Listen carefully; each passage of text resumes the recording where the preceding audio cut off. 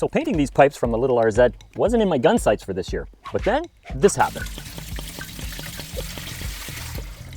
How the hell does that happen? And that wasn't water in these pipes from me being a little careless with a pressure washer. That was freaking gasoline. There was about a liter in this pipe and maybe half a liter in this pipe. But that's a story and a video for another day. Now, if you have any guesses on how that all went down, feel free to leave them in the comments, and I'll put some of the best theories in the next video that describes how that whole debacle happened. All right, I figured once we had the pipes off the bike, we may as well take advantage of the situation. So let's see what it's gonna take to turn these two tired old tubes here into these two spiffy new beauties right here.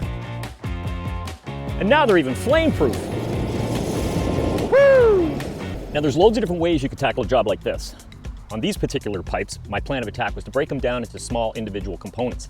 And lucky enough with these pipes, they have end cans that are rebuildable. So with a few tools, it doesn't take long before you can have them off the pipes and in bits ready to rebuild. In this case, the only thing holding the Spec II cans onto the pipes are 4 10mm bolts. Remove those and with a quick twist, it pops right off. Pull out the spring, snap out the retaining clip, and tap out the baffle guts with a hammer handle. Then hold your breath and peel off the old fiberglass. Oh yeah, and don't forget to yank off that manifold collar too. And that's it, you're pretty much done. Now those rusty, cruddy internal bits were pretty easy to clean up with a bench grinder, and it was such a nice day I just figured I'd do it outside. And it didn't take long at all. And then when it comes time for the main body of the pipes, my strategy was this: I just hit it with a wire brush,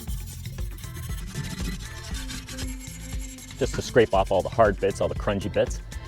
After that, hit it with some solvent. Now in my case, I use diesel. You can probably use brake cleaner, maybe you could even use gasoline. I wouldn't recommend it, but it would work okay. After that, just plunge everything into some hot soapy water, get all the greasy bits off, and then dry it and get ready for the next stage, which is gonna be sanding. And sanding in this case, I started with 180 grit. I worked my way down or up to, let's see, I went 180, 400, 800, then I went to 1,000. And then I got crazy. I actually had a pad of 2,000, and I just give it a quick wipe with that. Now at that point, I mean, what's 2,000 doing? Pretty much nothing. We're not building Swiss watches here. Just scrape them down, get them smooth, get them ready for paint. You should be good to go. That's it. That's all you need to do. We spend another half an hour, maybe an hour tomorrow, and then these guys will be ready. All right, look how shiny they are. Look at those things right there. Ooh, yeah, that'll be all right. All right, let's go.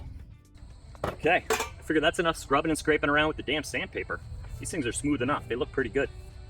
So I'm thinking all we gotta do now is just give them a quick wash, get the dust off of them. It's a beautiful day. We can hang them in the sun. And all we gotta do then is just chuck a bit of paint on them, and we're halfway there. Now the whole painting process can be as complicated as you wanna make it.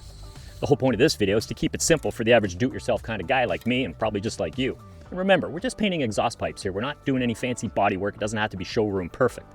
Probably one of the most important things you can do is select decent, high-temperature paint and primer, and follow the instructions. That's key.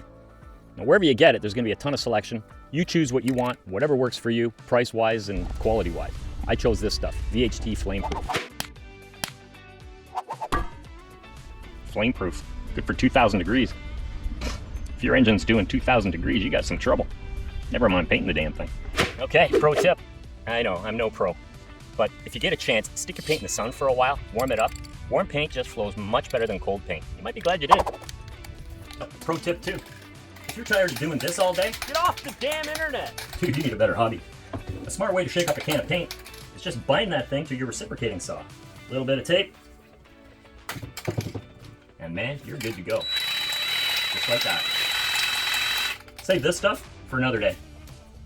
Now, it was a beautiful day, so it was definitely going to be an outside paint job. These bird feeder hooks were a real handy spot to hang the pipes, although some of the local birds let me know they weren't very happy about it. All right, I like it. Now, it was a little windy, but whatever. That's why I bought extra paint. Oh yeah, this primer flows on really nice. It didn't take long at all. A few coats of primer, a few coats of paint. This paint is really good. I bet Da Vinci probably would have liked using this stuff. The Mona Lisa could have been flame-proof. And it was job done. The pipes looked great. Oh, hell yeah. Sweet. You know, that little aluminum end can is undeniably the crown jewel of the entire exhaust system. And for that reason, I think it's well worth putting a little extra time and effort into cleaning that thing up properly. First order of business, get it into a pail of hot soapy water and scrub it inside and out. After that, I figured maybe an hour or so on a buffing wheel, and I worked my way through the various compounds. I think it was a fine, finer, and finest. And it turned out pretty good. The only tricky bit was just trying to work around the original Spec II sticker. I just didn't want to damage that. So now everything looks pretty good. All the parts are cleaned, painted, and polished. So the only thing left now is to figure out how to put this puzzle back together. How hard can that be? Okay, let's see what we gotta do to put this thing back together. First off, I guess we gotta get some fiberglass around this baffle. This is from Bike Master. It's a silencer packing kit. It's just a roll of fiberglass. It's nothing special. All we really gotta do is just measure it out and get it to fit.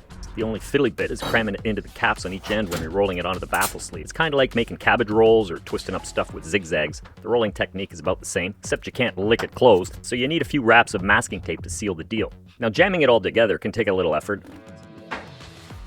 A block of wood and a hammer worked well for me. And snapping the circlip in place before going past the groove is a good idea too. Then the final few hammer taps seats the baffle in place nicely. Then it's ready to mount onto the main pipe. With the spring in place, it really doesn't take much to wiggle it on and line it up. Torque in the 4 cap screws, and it's job done.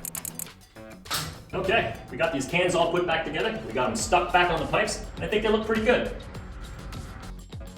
Yep, these will work out great.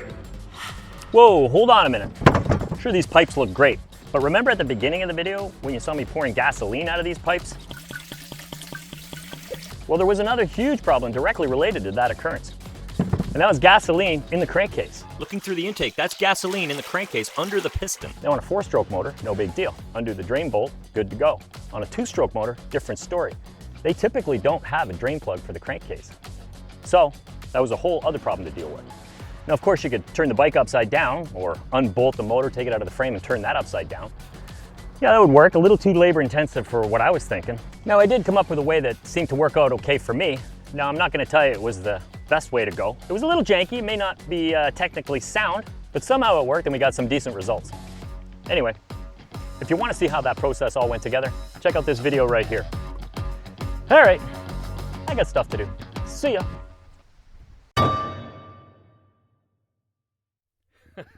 Yep, that's me washing my Uncle Pete's Vespa after going for a ride. That was the day I got hooked on motorbikes and never looked back. And here's a shot of Pete and I 53 years later at a motorcycle show in Calgary.